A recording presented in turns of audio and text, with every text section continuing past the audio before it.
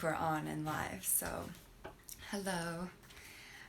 This is Magazine Monday.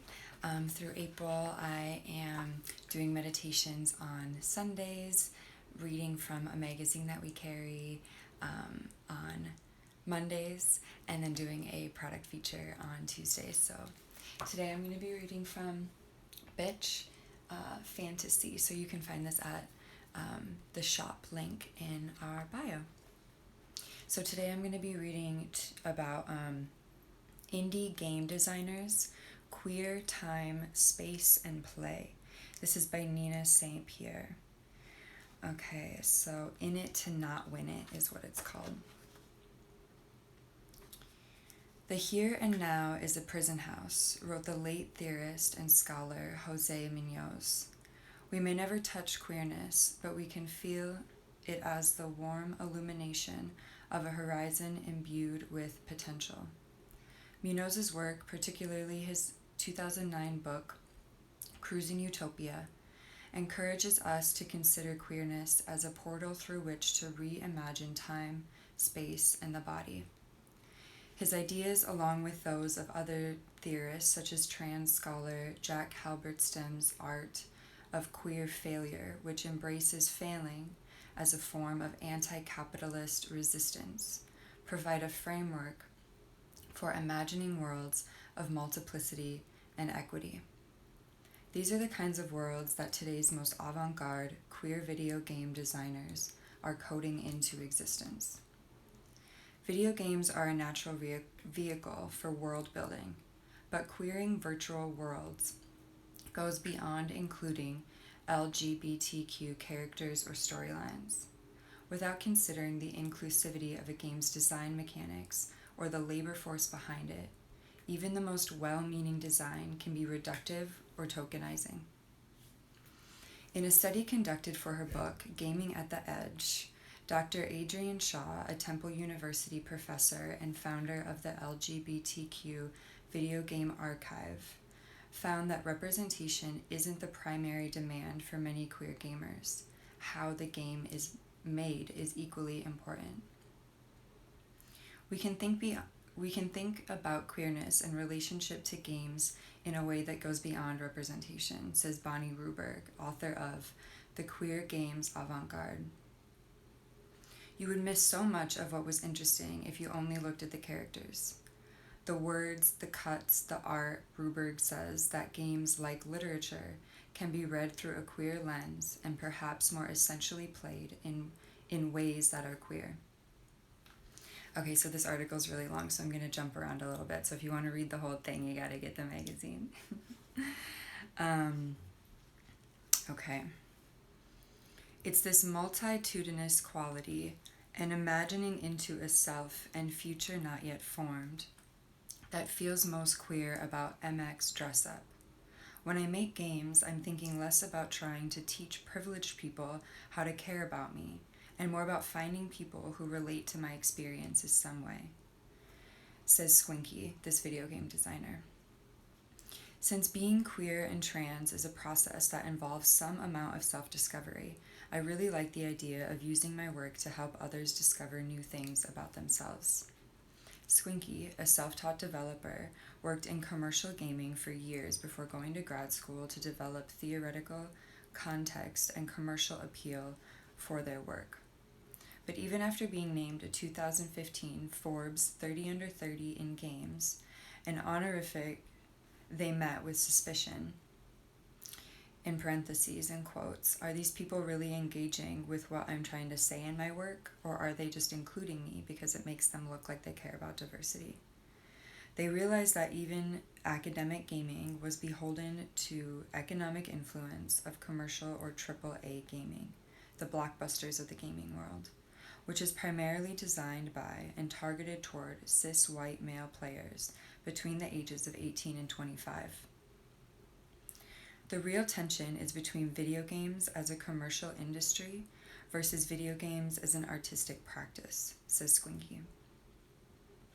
While big-ticket games center on racking up points, unlocking levels, or shooting them dead, queer indie games often tweak or subvert not only traditional storylines, but game mechanics, Kara Stone, a queer scholar and designer of Ritual of the Moon, strives to create inclusive experiences that function on both crip and queer time, a concept articulated by University of California Davis professor Elizabeth Freeman in her 2010 book, Time Blinds, Queer Temporalities, Queer Histories, Queer Histories. Queer lives, writes Freedom, often lack the chrononormativity of their straight counterparts. If cis hetero lives unfold in a present chronology, school, love, marriage, mortgage, children, etc., and time is recorded and advanced in a linear manner according to those benchmarks, in queered lives, time may loop, bend, or splinter. Adolescence might be delayed, marriage might be undesirable or unattainable, and family may often be collaged from friends and chosen community. In a traditional video game, players advance chronologically, collecting points and powers along the way. In order to access the next level, they have to complete a series of ascending difficult tasks or slay some gnarly beast before the clock runs out. Video games are a time-based medium, says Stone. So many are designed to frustrate you and then reward you, which keeps you playing and playing. The mainstream gaming model, she explains, reinforces capitalist patriarchal ideals by, for example, requiring 80 straight hours of playthrough to win. As I become the protagonist in Stone's Ritual of the Moon, so this is a whole part where I'm going to skip because it's, I think that we can just move on here. So, okay. It's a matter of treating games like any other public sphere, says Robert Yang, a designer and professor at New York's University's Game Center, whose explicit games about gay culture and intimacy are routinely banned on Twitch, the world's biggest live stream gaming platform. If games are art and art reflects humanity, then why are there so few sex and romance games? Pride marches, HIV activism, sex work advocacy, all these queer projects are about why public sexuality matters and why personal politics matter. If we hide our sexuality, that means straight people define what our sexuality means. In Yang's The Tea Room, I step into a man's body as I shuffle into a harshly lit bathroom with dark graffiti walls and bare hanging light bulbs. That gets graphic. What if the same amount of research went into coding a gay cuddling game as it does into designing weapons? While the soft body flexibility necessary for cuddling is harder for a computer to simulate, Yang says this is not a simple technical issue. All games have a point of view embedded in them. Coding is political. Games need an intervention, says Stone. They need to be designed for more than white men. But can virtual play actually create change in our analog lives? Gaming critic, designer, and activist Maddie Bryce says, play can slip into reality rather easily, like an inside joke between friends becoming popular vernacular. Take any phrase originating from black women or queer folk that everyone uses now, like slay or shade. It's through this slippage that utopia has its chance to change the present. By performing utopia, Bryce has said, the body gains memory of it. From the bare bones design of realistic kissing simulator to the hyperrealism of the tea room, the what and how of these games affirm that body and mind are channels for resistance. Wouldn't it be nice, asks Yang, if a game were less of a destination and more of a haunt? What does it mean, though, to be haunted by a game? A haunt stays with us, he says. A haunt resists resolution and bleeds into our lives until we can't help think about it. A haunting game means you don't have to play it because you're already playing it, just by thinking about it.